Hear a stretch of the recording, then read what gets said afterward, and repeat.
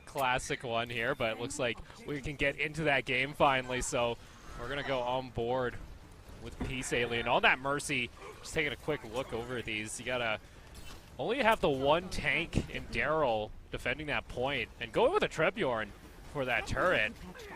So, interesting choice. He'll keep a nice sort of wall, keeping him at bay for a little bit, make sure that he can get some support on the backside, but unfortunately the turret will fall to Doyle. The Symmetra turrets are doing really well. They only just took off half of them on one of those sort of little panels, and now they have another set just railing on New Carsmell. And it's just upping the ult charge, and Aldris already has ult charge ready. Yeah, has that ult available, so he'll be able to choose what she wants to do. This piece of them have kind of backed off a little bit. But yeah, this is... Ooh, New Carsmell taking out the Mercy with the pin. And now going into that corner, going to pick up another one. So Daryl making his way up. Wants to start defending that point even more. It's just, this is a hard one to get through on Anubis, I find.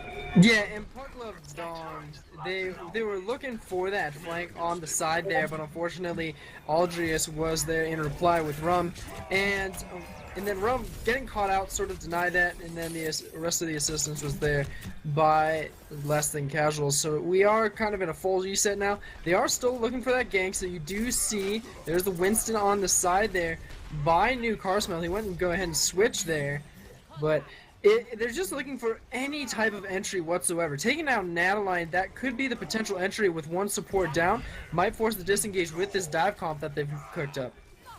Yeah, it is a possibility. Rumak does have the Resurrect and will use it. Brings back Tak and Daryl. So keeping the team back up. Rumak does go down though for the Mercy's life. Hook does not land there. As Farrah gets taken out during the ult, so only able to pick up one on Danny. So they've moved back toward that point, starting to make up. Doyle with the high noon is able to pick up two and picks up another one there, taking out Tak in the air. So now having an opportunity to start moving on up into this point. Want to start looking at trying to apply more pressure. They got past the choke point, and that's usually the hardest thing to get past.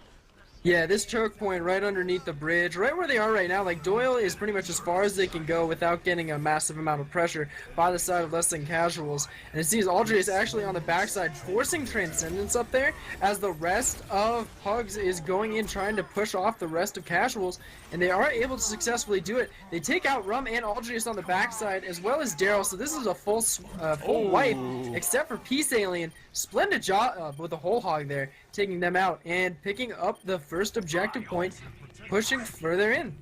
Yeah, so get past that point, get the first objective. Good start to the match. These guys actually had apparently a clinic of a series during our last round. That was what was causing our delays here. So we'll have to see as they're looking to now get into the B point inside the temple. Lots of Symmetra turrets set up already. So Winston flying back and forth, maybe going for a flank with Doyle. Yeah, and this point is extremely difficult compared to other 2CP maps because the spawn point is just particularly extremely closer on this one, and there's a lot of avenues to turn. Nice resurrection there from Rum, once again picking up on the defensive line and Nataline, but here comes the ultimates out right now. Pug did get the adrenaline boost there from his support of Angel Chobit, getting a nice triple kill, getting a full wipe, but Peace Alien there with the turret in the corner does deny the entrance onto the point. Oh, Lucio all popped there. Trying to keep it up. Winston still onto that point, trying to get the soldier off. Yeah. Looking to get Bubok off. Nice double kill by Danny on the Roadhog as well on the side there. But now both teams up in full, waiting for ults to charge. Takyu is pretty much the closest at the moment, as well as Danny going for Whole Hog fairly soon, but there's not enough ultimates to really fully force any kind of engage. If they find a pick, they could possibly pop one, but they are still waiting for a couple of more ultimates to ramp up just now. Fizzbane did get his Transcendence, and to find an avenue of approach, Pugs, there we go. The Transcendence is what they're looking for, to sort of force through that choke. Yeah, trying to go on through here. Peach is able to keep them away for just a little bit. Or piece. The Roadhog looking for a hook. Not going to find it. Ends up going underneath the bridge and they siege onto this, but just not able to get over it. Doyle with the high noon gets blocked out by the defense matrix. Great defense here from the side of Lesser Casuals. Of course, it is extremely difficult on this second point here on Anubis, but nonetheless, it's Pugs being able to get in just enough to where they just get cut off and pincered by another flank on the side of the spawn points. They're not really being able to find both supports because I think right now their answer to this is taking down Rum, making sure he falls first so the revive and resurrection is not available for them, and then immediately after that they have to look for a pick onto Takyu or Peace Alien because both of those will be the immediate threats for the side of Casuals. And in reply, there's multiple threats with Danny as well, being Roadhog as he is. He's just one of those. He's one of those heroes that always can be on his own, do his own thing, and then also assist with the team when he needs to. But it looks like New Carsmell going in. He doesn't have Primal Rage ready though. No tactical visor also on Pug. He gets taken down by the Winston, and now going on to the point. Whole Hog not used just yet. 83% on it, looking to get that stacked up, maybe look for a push as he does land the hook, trying to get this Symmetra, will finish her off. Now, without that Symmetra, the Transcendence used on the point, just mayhem. There's the Whole Hog coming out from Danny, as well as the Feral on top. It gets 3 members of Pug trying to come on in with no Resurrect, not able to do anything. They get wiped again, so they're going to have to reset, try and figure out a way to get back to this point. Hopefully maybe try and find a break here. They only have a minute to do so. Yeah, splendid hold there on Takyu's ultimate for the barrage. He was able to wait just until the Transcendence was done. Then he popped it, got that triple kill on it, and forced that disengage and had to make Pugs retreat once more. Now you only have 2 ultimates again. Rum is still holding onto his resurrection, so that is still there. And then a nice key ultimate here as well is the self-destruct on Peace Alien. So what he can pretty much do is if they do get to a pressure point where they are losing a battle, Peace Alien just drops his self-destruct on the point, forces the entirety of Pugs to retreat, and allows that resurrection and revive time for the rest of his team to come back and reply for the defense. But for now, that may be a necessity for him. People are falling left and right here. Aldry is being able to pick up a double kill onto the support line. And as a matter of fact, wonderful work here by the side of less than Casuals.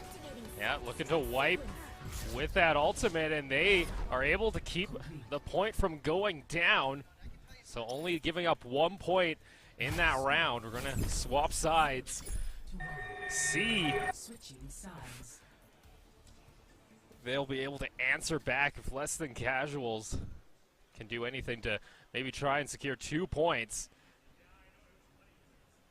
So a lot of the planning with this is, I like to say people who have defense first can sometimes find an advantage, because with what sort of the practices of that offensive team are, you can kind of understand where you think they're going to be setting up their own bunkers of defense as well when they turn around for that offense. So finding out where they were trying to flank from can help kind of predict where you should be expecting them to think that you're going, because it's part of the battle is knowing yourself and then knowing the enemy as well. So once they're able to figure out really how they want to enter into this first point, that can really force a pretty early advantage. And if there's not a lot of ultimates up ready for the defensive side, it could cause a lot of havoc.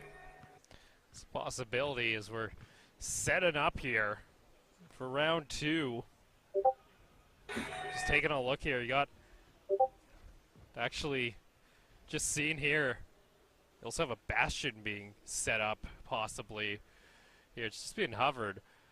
It'll be interesting to see what they decide to go with here for the defense.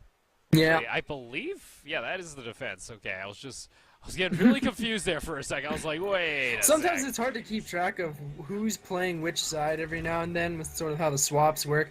But nonetheless, yeah, a lot of experimentation from both sides, I'd say, and that's where something that you have to sort of point out for a lot of these amateur players, the amateur players are a lot more brave when they want to try and experiment something in comparison to pro play. Pro play, you want to just stick to your plan, stick to the system that works, and make sure that it just runs smoothly, where everyone else in these amateur scenes, they kind of get that freedom to just sort of experiment. Aldrey is being obliterated by the Bastion. Oh, Bastion set up with the Reinhardt shield.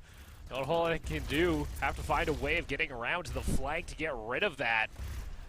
That is one of the most annoying combos, especially when I started playing Overwatch in particular. It was this choke point with a Bastion and a Reinhardt, and it was just the most annoying thing in the world to deal with. Oh man, and then they have a Torbjorn as well. Like, you have two turrets you have to worry about. You have to pick which one you want. Torbjorn probably is going to be seeing if he can sort of reposition it and put his turret elsewhere, see if he can apply some more pressure. But yeah, also, where Fizzbane is located, he's kind of minimized his hitbox too, right on that bridge there. But now it looks like the engage is coming out from the side of Less Than Casuals. They're looking for the point. Yeah, Peace Alien able to get up there. Ald able to pick up 2 quick kills. But here comes the Reinhardt and the Bastion coming back onto the point. Lucio gonna ult there. Symmetra also shielded as Peace Alien gets put to sleep by the Ana. But that's 2 kills going over again to the Symmetra. Also has that generator. It looks like placed. They're able to escape the point from going down here, but they've lost a little bit of ground. They don't have that bridge choke anymore. It looks like they're able to wipe out a decent amount of the team. And actually, no, they picked up the objective. My bad. Again, I always get confused with who's doing what. Well, unfortunately, Doyle wasn't on the point. He was sitting up in the rafters there, but he was not in the influential zone, so they were able to take it without contest. And now you just see Aldrius. He's been playing phenomenally on this Symmetra here, non-stop. He's been finding key points for those turrets defensively, and he's been finding the right targets as well. His ultimate is ready. He did just drop, I believe he dropped the teleporter as a matter of fact right before, but I don't think he did. We'll have to check once he respawns. As a matter of fact, I think he did. Yeah, but I now did see it on the map. Yeah, dropping through. Daryl pops And the Primal Rage. Gonna clear out on the side. Wasn't really used for a whole lot. Just able to get out with his life. Again, this Bastion and Reinhardt are now set up. Also has the Hammer Strike available to him if they need to reset a fight or they get a nice clump together. It'll be interesting to see. Still has a lot of health on that shield. And a lot of the issues with running this Bastion right now is that he becomes a little bit sort of just stuck in these 2 CP spots, where I don't feel like he's that great on this objective point, but he's doing a phenomenal work right now. A triple resurrection here from Rum. Great work. Puts on a lot of key players as well as an additional support to help him heal up. And this is an amazing wipe here from the side of Less Than Casuals. Just looking for Danny, but they just need to make sure they can keep Doyle off as well. Doyle popping Tactical Advisor, but is forced away. He was able to pick up Nataline before he fell. Actually, he's not going to fall just yet. Great hold here from Doyle, being able to sort of dance his way around the attack of Casuals. Able to keep them occupied. Oh, Fizz, though, with a 4 feed, does get the Mac there. So that's 3 members he just took out of Less Than Casuals. Make that 5, actually. Just got Rum there, too. And that was 4 kills in tank mode. And, you know, I say with Bastion, I feel like he's a very big hit or miss on this point specifically. He can be caught in really bad spots, but when you sort of get that freedom to just suddenly run through with tank mode and just obliterate the enemy team who's just been scrambling for kills, that's when it always feels good in tank for Bastion, just being able to find those.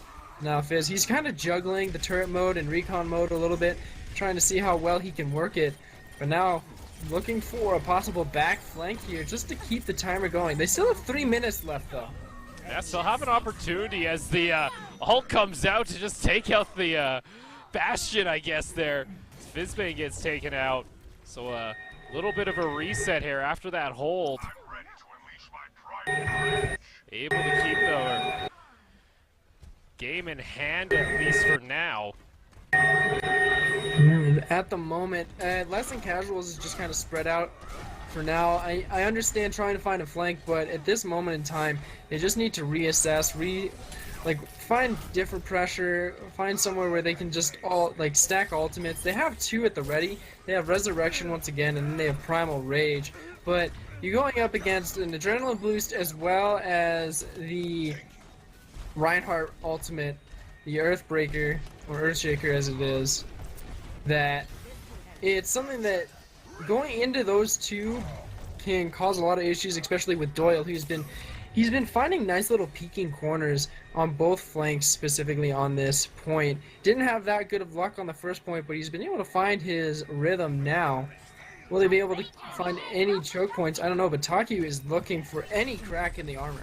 We also got a Doomfist picked up there by Ald.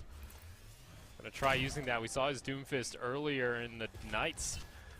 Was kind of hit and miss from what we saw. Had a couple good plays, but other times we weren't overly impressed. Let's see how he handles it here. They got 2 minutes to crack this control point. And this actually might be a good pickup if Aldrius is, I was about to say stay alive, but he just gets obliterated there. Here comes the self-destruct actually. Oh! Getting a nice triple kill, well, turret included, but triple nonetheless on the kill feed. Being able to pick up another one. Fizzbane on the backside, being able to do some damage in tank mode, getting another double kill. Unfortunately falling.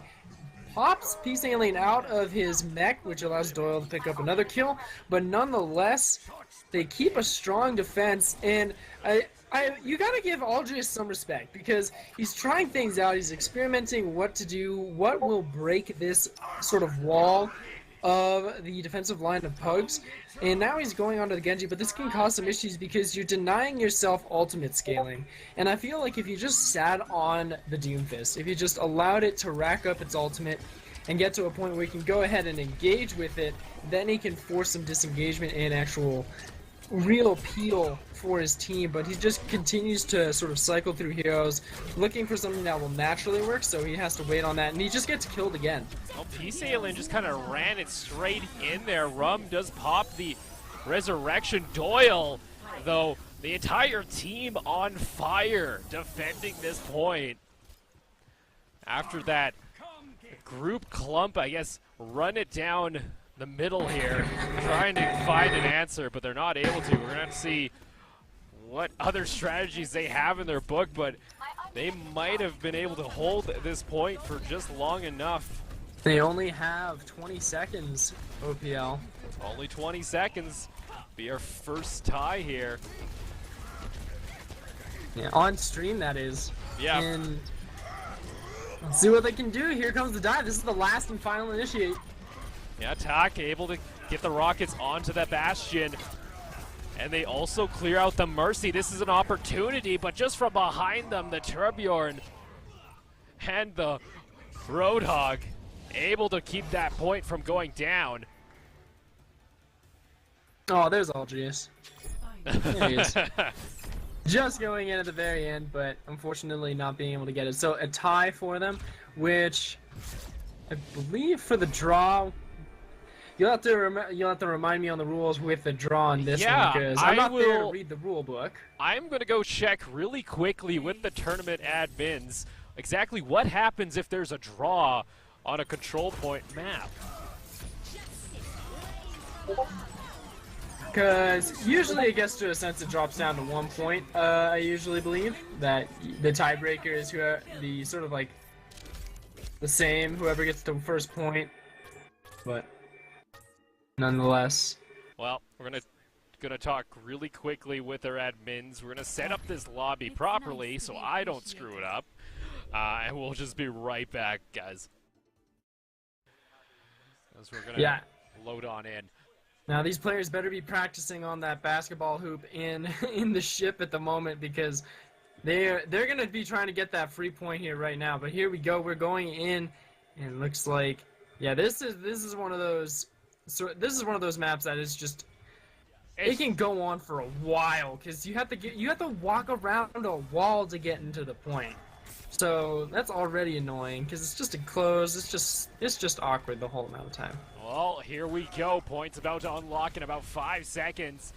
Everybody on the side, both just avoiding death. But look at that huge wipe coming out of nowhere from the red side. Wow, that was a phenomenal play by, I'd say, B-Pug. That was pretty quick. All right, B-Pug, they take it, I guess. That was that was I don't know if you can hear him. You can hear a couple of the Pug guys going, "Oh baby." Yeah, that is it. So yeah, we're gonna reset the lobby. So Pug take that one, I guess. That's a new way of deciding a victor, I guess. That hasn't happened to me before, I can say that. This is a no waste time kind of place. Yeah, you know, we don't worry about saving time, so we're gonna back out of that one, set up the next one. So Pug loves dongs. They take game 1.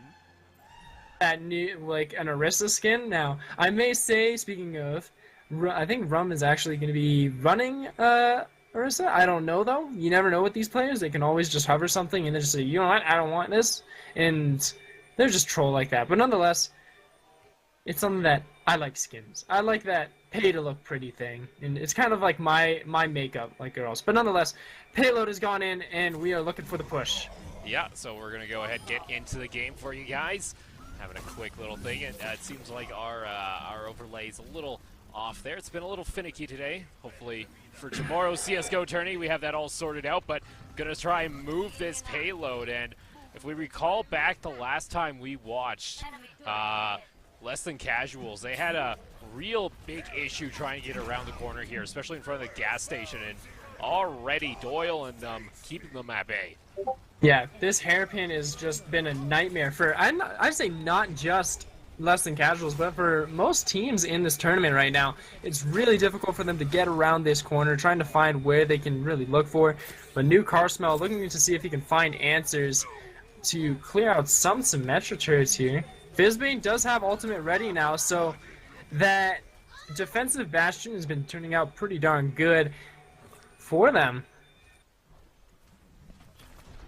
Gonna have to see what they can do to get around. They're already put back all the way back. Oh, Danny getting a nice hook onto Daryl and being able to just completely obliterate that Zarya, and allowing 3 ultimates just still ready. Make that 4 ultimates as B-Pug just got his onto Torbjorn. So they're really liking this 2-turret setup for the defenses, and they're performing to it very, very well. Getting a double kill onto Fizzbane.